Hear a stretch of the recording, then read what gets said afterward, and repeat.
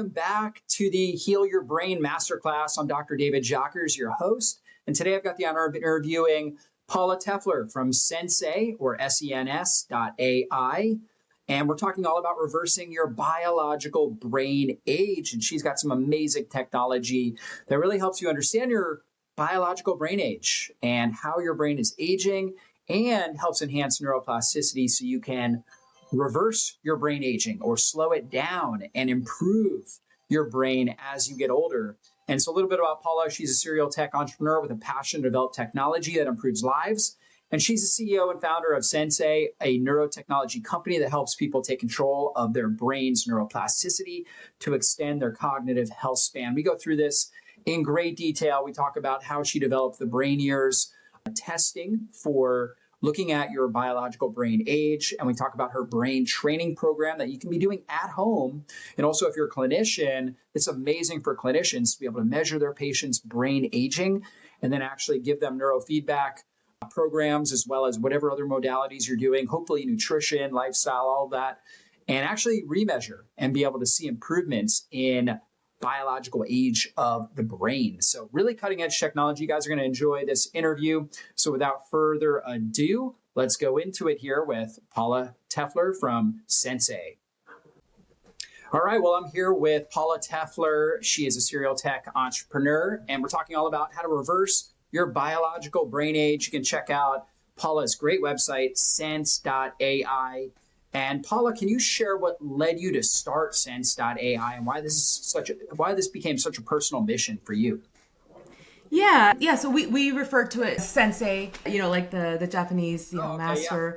Yeah. And for me, it was 2015. I had a motor vehicle accident, so I got rear-ended.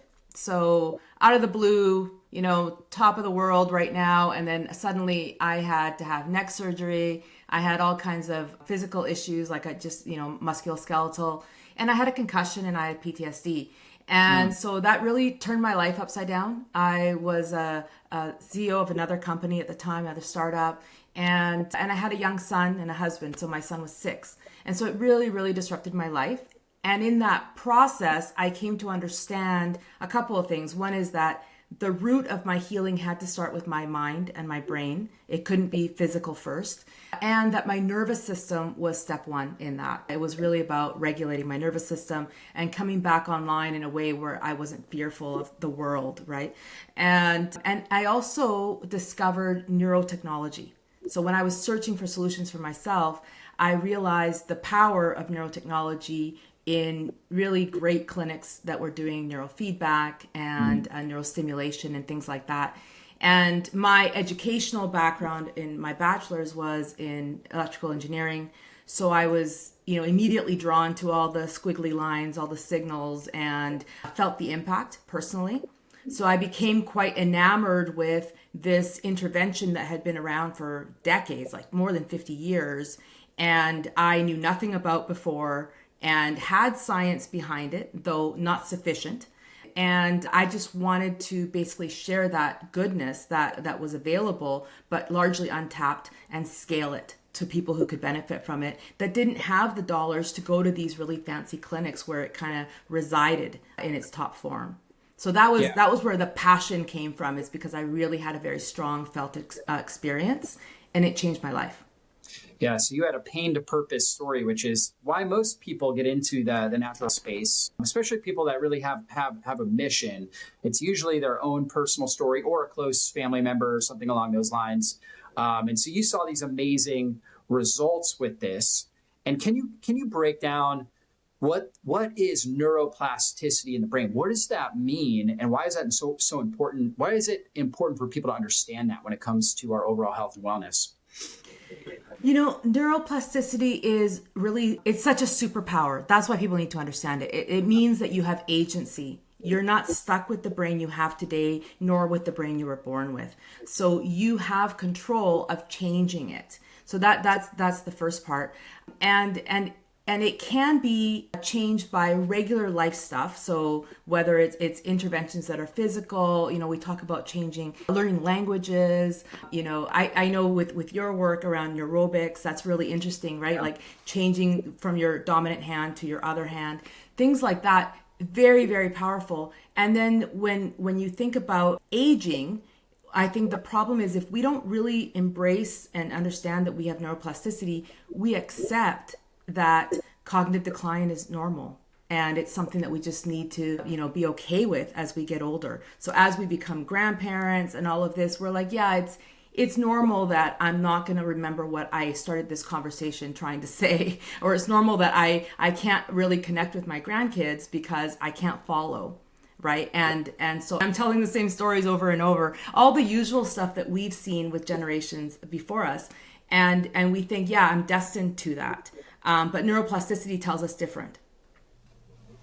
Yeah, we can rewire our brain. So you can change your brain. And if you have certain patterns like, limiting beliefs or certain fears and stressors, PTSD like you experienced, you can retrain your brain. That's the amazing thing. Now, with technology, it makes it a lot easier. And this is something that you saw. Like people have been using neuroplasticity principles. In fact, they're biblical, right? In scripture, it talks about meditating on the word of God, right? And you see this in, many of our ancient traditions utilized, whether it's chanting or gratitude or whatever it is, to create neuroplastic changes in the brain that brought more happiness, more peace.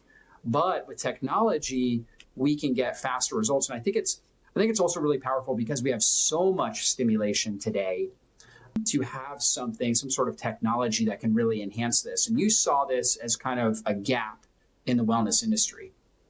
Yeah, there are definitely a couple of gaps. So I approached it first, my perspective was as a meditator, but also as an entrepreneur. And so I meditated for some decades before I came across neurofeedback and neurotechnology generally. And it wasn't until I had the neurofeedback, which is that feedback loop that is really real time, right? So I'm talking about 200 milliseconds, 250 milliseconds, where I got into those really beautiful meditative states predictably, reliably. I was training like I was training my body. It was very predictable. And so that was incredibly exciting. And then as an entrepreneur, it was reaching those epiphany states that made things more clear. Right. And I realize now that it's because I was able to zoom out as well as zoom in. And it was that flexibility that I had been training with those modalities. Yeah. And I would imagine if we were to, kind of look at what's happening in your brain, you're growing a lot more synapses, these little gaps in between the neurons. I don't know if you know about like Stanford studying Einstein's brain. Do you know about that? I do. Yeah. But please.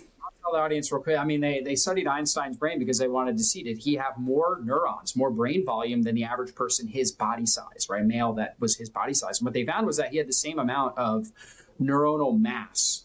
But what they found was that he had twice as many synapses, right? These little gaps in between the neurons, which gave him better flexibility of thought, right? More creativity. He was able to think outside the box, right?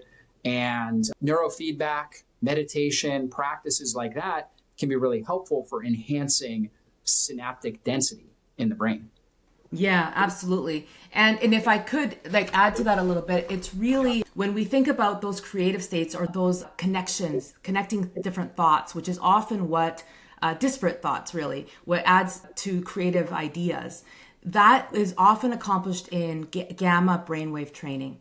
And that's the very, very fast, very, very small and difficult to read brainwaves, which are associated with monks that have done meditation for many decades, and they've done heart-based meditative practices. And so their gamma can be seen really strong and very synchronized across the brain.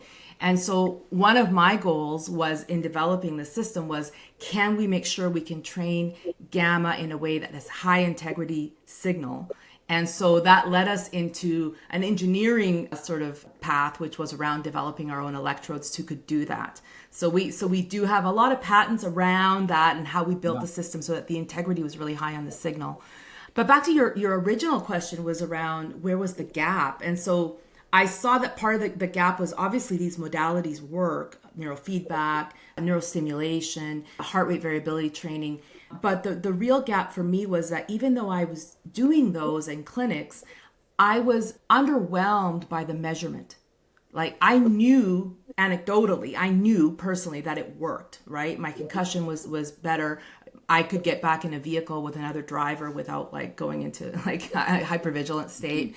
And I knew like, I knew that my thinking process, like I was able to be more creative and more focused for work. And I was sort of at levels I had been, a decade or more prior. Like I was like, wow, I can't believe it. I didn't realize that I needed that sharpness back, and I'd lost some of that. So what I wanted to do was to have a reliable measurement. So at the time, what they were doing for me was QEEG mapping. And some people who are in this space might be familiar with that or have had that done. And the trick with that is that it's as much as it's valuable, it can be highly subjective. So you could give that same QEEG to different clinicians and get different feedback on it, right? Or get different training protocols. And maybe, you could give the same QEEG to the same clinician later, and it could be different. It could be different interpretation as well, unfortunately. So there is some subjectivity. And as an engineer, I don't really like subjectivity. So I really wanted to be able to see what exactly is going on objectively, and then be able to see the progress over time. And so what I came to understand was that what I was really looking for was to understand the function of the brain. And so I decided to, in our system, not just have the interventions, but have this 15-minute test that was super easy to use, but lab standard, like in labs that are testing pharmaceuticals, and be able to test brain function objectively. And then be able to routinely check that over time, like on a monthly basis.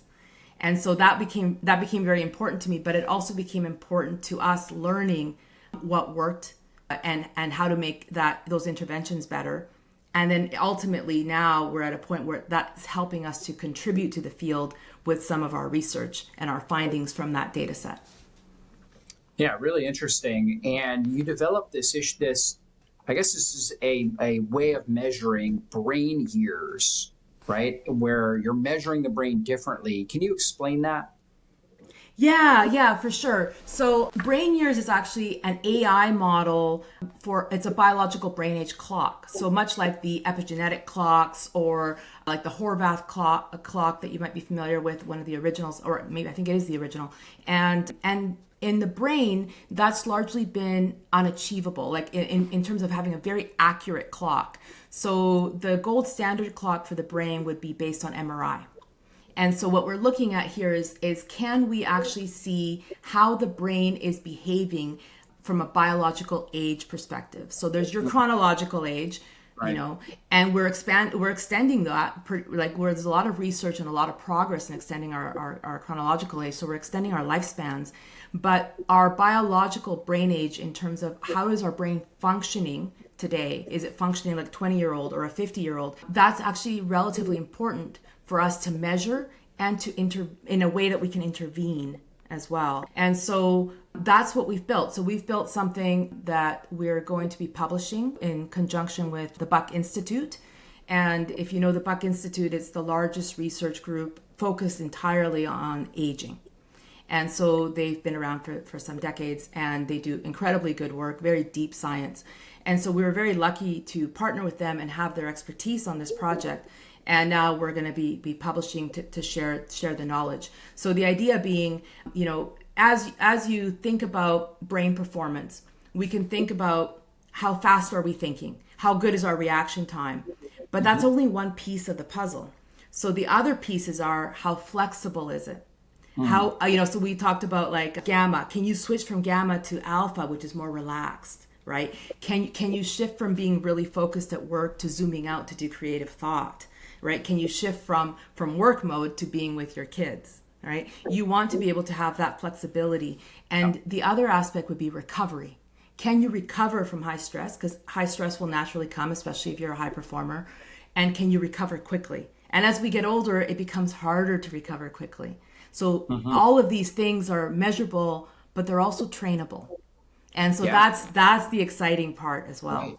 Yeah. So what are the things that you're looking at when you're looking at the brain years, when you're looking at the age? Are you looking at heart rate variability as far as recovery goes? And are you looking at brain waves as far as flexibility? Can you explain what goes into that formula?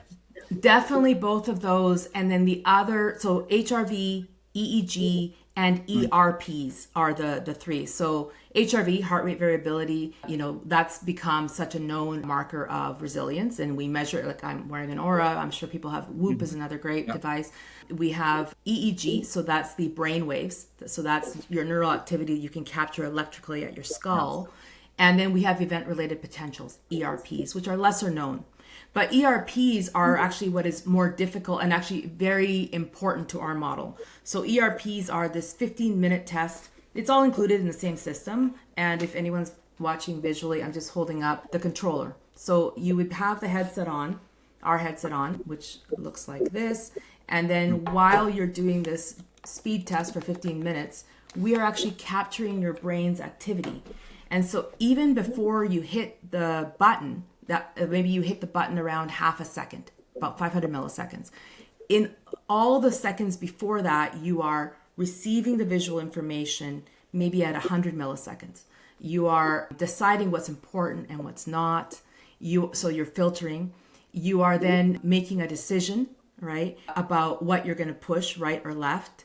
There's impulse control as well. And there's memory coming online. So there's really, really rich information in that 500 milliseconds. And because of our engineering design, we're capturing that at 1 millisecond precision. So we're not messing around. We're trying to get real scientific, clean signal. And so when we put all that data together now, we're using AI models, right? So there are about 700 biomarkers we can derive from just those three elements in our data set. It's all contextualized. We're not capturing EEG like while in the wild, like in the sense that EEG fluctuates a lot if you are eyes open or eyes closed. If you're sad, watching a sad movie, right? If you're very stressed out, you'll capture a completely different elements in the EEG. And so ours is very contextualized. That's very important. And so it gives us a lot of valuable information that now with AI modeling, we can decipher something like the brain age. So for us, the key is which biomarkers do we end up using, which ended being about 700, but we had over 1,000.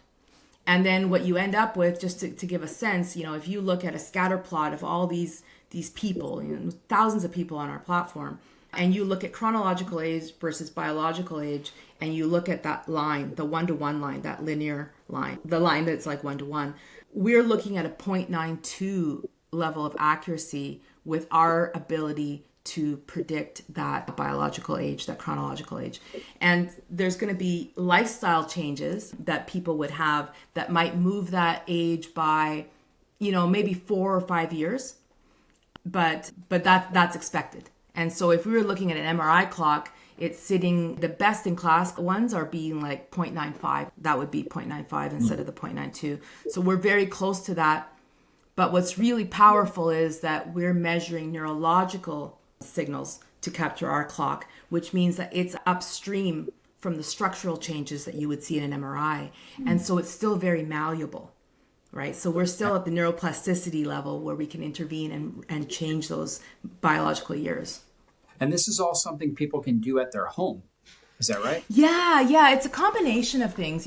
I think there's an importance to clinical work as well. And so we've very recently made Sens.ai available to clinicians. And so you will see it being used in like clinics, like let's say with the VA, with PTSD, addiction clinics, talk therapy clinics. And these are the folks that are very focused on mind. So they understood it right away.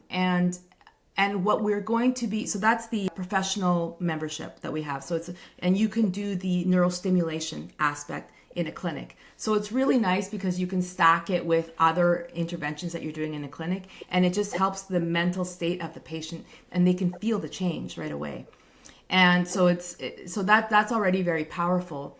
And then what we're coming up with very shortly is the BrainYears product or feature, and that'll help clinicians in 15 minutes. We're going to be adding more for the clinicians, so it'll be probably about half an hour optionally, where they will actually be able to do that ERP test in their clinic, derive the results from the BrainYears model, see the biological age, but also have a report that's automated and interpretive, so you can actually see what markers are leading to that age for that person and what interventions might be best. So outside of just Sens.ai, like our interventions, there's probably like a lot of other interventions that clinicians are testing and working with, and now they can track that in a way that is brain specific in addition to other things they may be tracking.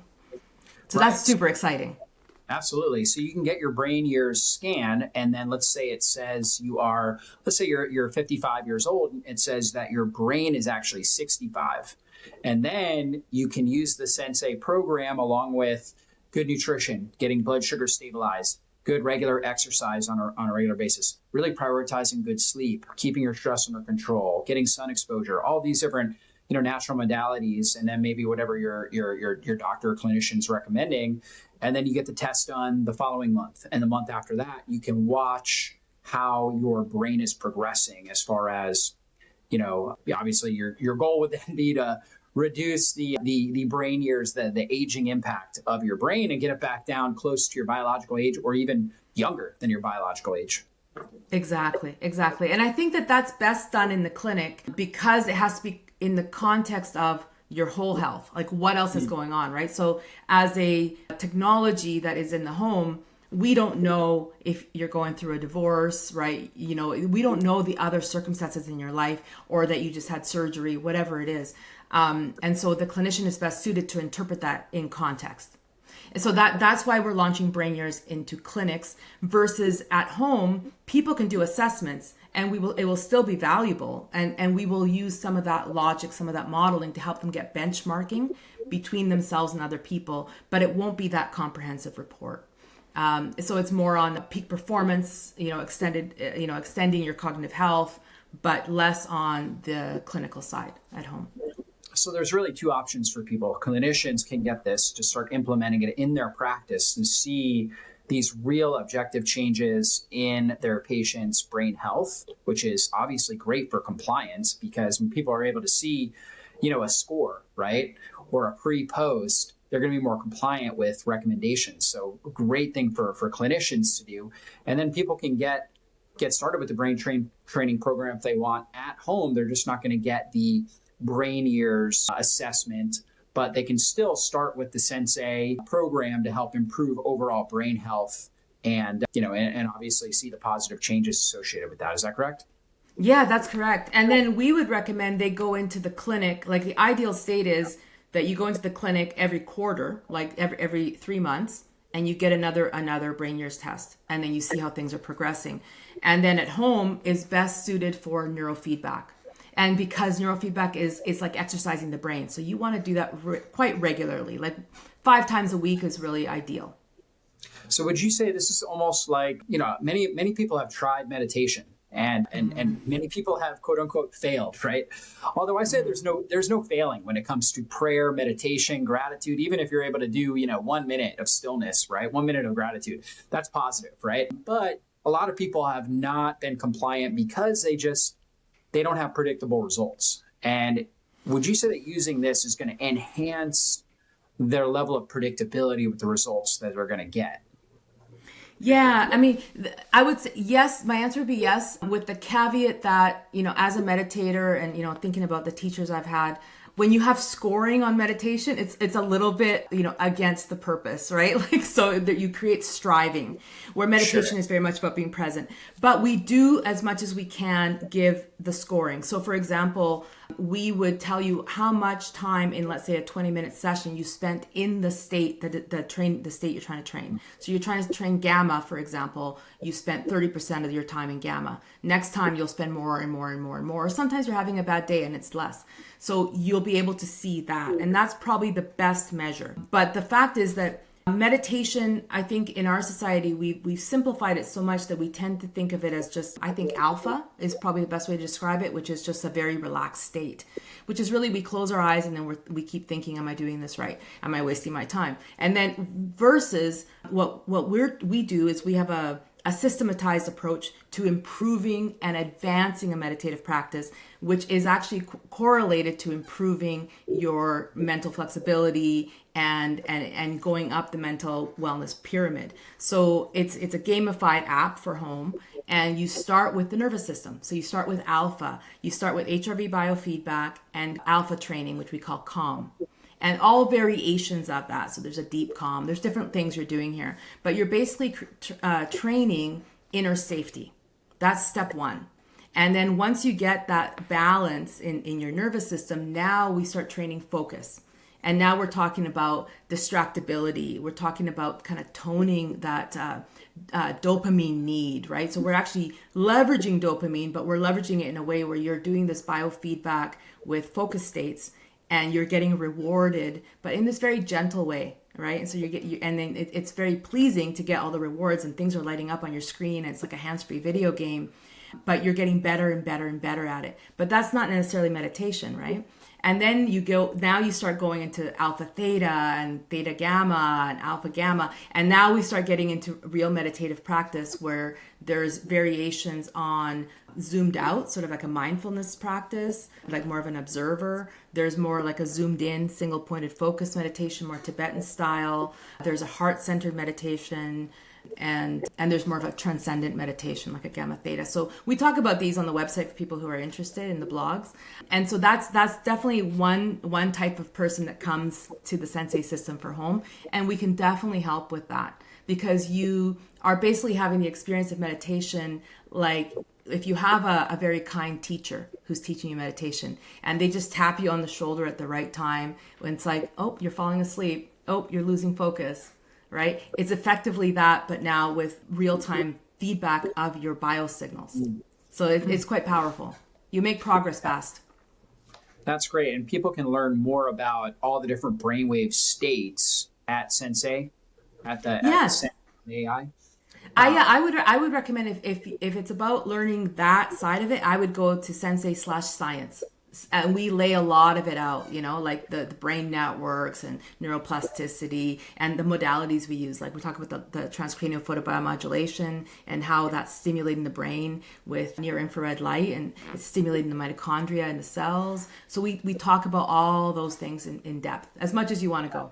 Transcranial photobiomodulation, it's a big term, but what it means is you're shining basically red infrared light. I mean, infrared is really what's going to penetrate through the bone on your brain. So kind of like a red light device you might have seen or an infrared sauna, but it's specifically designed right on your cranium and it will actually get through the bone and impact the brain. And this is actually, I'm a advocate. I've sent a lot of people to Hope for Cancer in Mexico. They use this for brain cancers. People have seen really good results as far as that goes. And that infrared really has a powerful effect at improving blood supply into the brain. It activates nitric oxide, so it dilates the blood vessels. Also, it impacts the mitochondria, improves their ability to produce cellular energy, right? And so there's a lot of great impacts from that photobiomodulation. And you're seeing that with that being applied as people are going through this neurofeedback, they're seeing even more powerful changes. That's right. I when I was kind of studying how do we systematize this, I saw that the best-in-class clinics were using neural primers, so stimulating that neuroplasticity, putting energy into the brain for that improved recovery, reducing inflammation, improving blood flow, like you say. And so I thought that's critical. That's a critical part before we just put in neurofeedback, which I knew was going to be the heart of Sensei. So yeah, absolutely. That alone is a very powerful tool. Yeah, that's biohack. We're stacking modalities now, right, to get even better benefits. Yeah, really powerful stuff. And so for someone who's listening who wants to take action now, maybe they want better focus, sleep, resilience, what's the best way for them to get started at home? Yeah, I mean, check out our website, Sensei, so SENS.ai. And everything's available online. It's available internationally. It ships within a week, I would say, and it basically all comes together. So you get the headset and you also get the controller. And so you're able to do all those modalities. So the assessments that are based on event-related potentials, the boosts, which are based on transcranial photobiomodulation, and then the neurofeedback and HRV biofeedback, which we call train. So boost, train, and assess is all embedded in a closed loop system. And then the assessments are really key because they recommend what combination of boosts and train to do, which we call missions. These are protocols that last about 2 months. And with the protocols that we've already started, analyzing, the Sharp Mind mission, which is one around cognitive decline, is that one's already showing that we can move the biological brain age by about 5 years, which is quite tremendous. That's something we did not necessarily expect. And was that study done? So it's a 2-month duration. So in 2 months, you saw a 5-year improvement in biological brain aging. Yep. That's right. Wow, and great. we're doing it like with controls too. So we have a control group. We're doing it as scientifically as possible in combination with Buck. And so, it's important, like from a startup perspective, our goal is like scale impact, right? But at the same time, we want to use interventions that are non-invasive, and worst case, they're going to help you get calm and focused, right? That's kind of the benefit of these modalities that we've chosen. But we want to be able to give people the power to do these interventions, and then these assessments are recommending what to do. But you can do it on your own as well. Like you could after you do your assessment choose your own path if you want to. We're just lightly recommending, but we are also making sure that the ones that we recommend are ones that we have data for, that are showing improvement as quick as possible. And how long a session are these typically? Or somebody puts on the headset, right?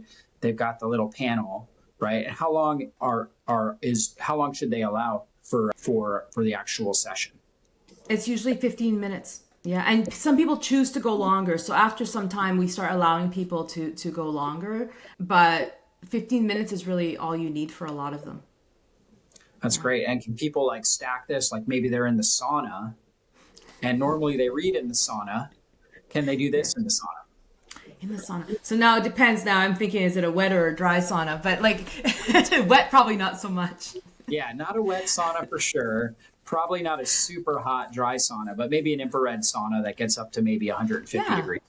Yeah, for sure. You can do it on a PEMF mat. I use the PEMF and the NanoV, the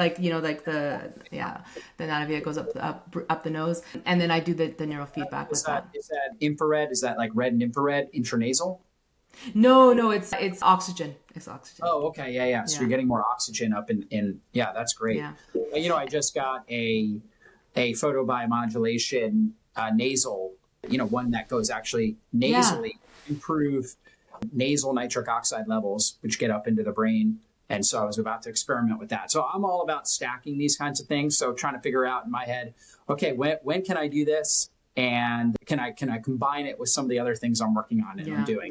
And that's great. And what's cool is as long as you have measurements and it's controlled. And the trick with us that start playing around with stuff like that is can you control and isolate before you just start stacking, right? So that's the discipline of it, I guess. Yeah, absolutely.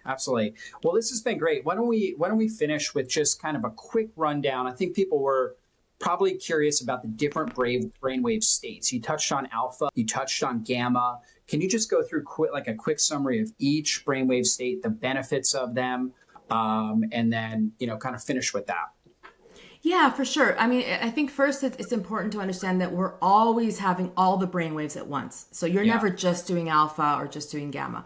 So having said that, I like to describe it sort of as an ocean. So when you are going to learn deep sea diving, first you start in a pool, right? So it's important to start with the surface. Where we normally are at the surface of the ocean of the subconscious, if we can use that analogy, is beta, actually. So beta is where we are right now. It's very, prefrontal cortex oriented. We are problem solving. We're taking all our information from our senses.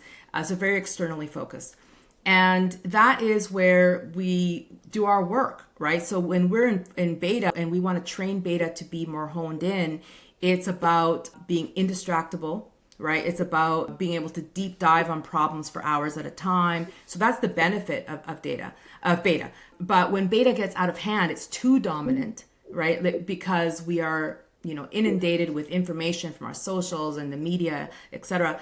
Then we can start getting towards burnout. So if we can't down regulate the beta and allow the next level alpha to come in, then it could become a problem. So it's all about the balance of the brainwaves and using the dominant state that's required for the task that you want to do at the time. So the alpha that comes as you're going deeper. So now imagine you're swimming in the ocean. You're not just at the surface. You're kind of going a little deeper. And at that level, you're relaxed. You're still very embodied. It's almost like it is like going to a spa and I think about like the hot cold spas where your body's kind of tingly, you're feeling really good. That alpha level, we often call it calm or a relaxed state. And you want to be there when you're with family, with friends. You don't want to be problem solving. You don't want to be scrutinizing and judging things. You want to be just receiving and very content with yourself, right? And so that is very helped by HRV biofeedback as well as the alpha brainwave training. They're very synergistic. And now when we go deeper than that, we get into theta. But for Sensei, we actually do an alpha theta that's in between.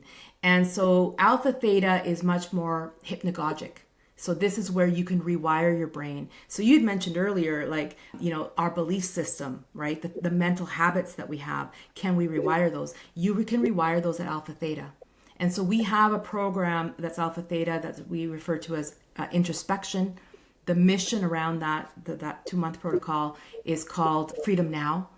And this is where we bring in gratitude meditations, forgiveness meditations, and it's its own contained 2-month journey on reprogramming yourself as you want to, right? So it's not somebody else doing it to you. So that alpha theta is important. That's hypnagogic state. Theta is actually meditative. So if you're familiar with like float tanks, right, where you're no longer getting any input from outside, you're completely inwardly focused and you're still. That's theta. And then the next one is delta. And we're familiar with delta in sleep states, right? And so the one that's missing from all of this is gamma that we touched on earlier. And gamma is unique in that it feels like it's at the bottom of the ocean. It's very, very profound, but it's actually higher and faster than all of these. So we've been going slower, right? And bigger waves as we go towards the bottom of the ocean, towards sleep. And at the top is actually gamma. But gamma feels like you have sunshine at the bottom of the ocean. So it's very profound, but it's very, very lucid. And so if anyone's familiar with like lucid dreaming or very high creative states that are profound and still very inwardly focused, that's where gamma comes in. And so a gamma theta meditation is quite sublime, right? That's like what people often think of as a very sort of ultimate meditation state. Wow, what a great rundown. And so guys, I would definitely encourage you to go check out Sensei or SENS.ai, and you'll be able to learn how to reverse your biological brain age and the brain trainer that Paula's been talking about. So be sure to check that out. Paula, you're a wealth of knowledge, and really excited to try this out for myself, and just love what you're doing, what you're bringing to the wellness community. Any last words of inspiration here for our audience? No, I mean, I think that even if it, outside of Sensei, I think it's really a matter of people deciding that they have agency over their mind. I think it's healthy for us to just take breaks from our media. I think that is already a very big, bold step. It's actually hard for us to do. We have a pretty serious addiction. And even just taking 15 minutes to be silent, focus on your breath. It doesn't have to be meditative. It can be in nature. I think that's incredibly healthy and very valuable for us. Yeah, so good. All right, guys. Well, check out Sens.ai or Sensei. Check that out. And we'll see you all in a future interview. Be blessed.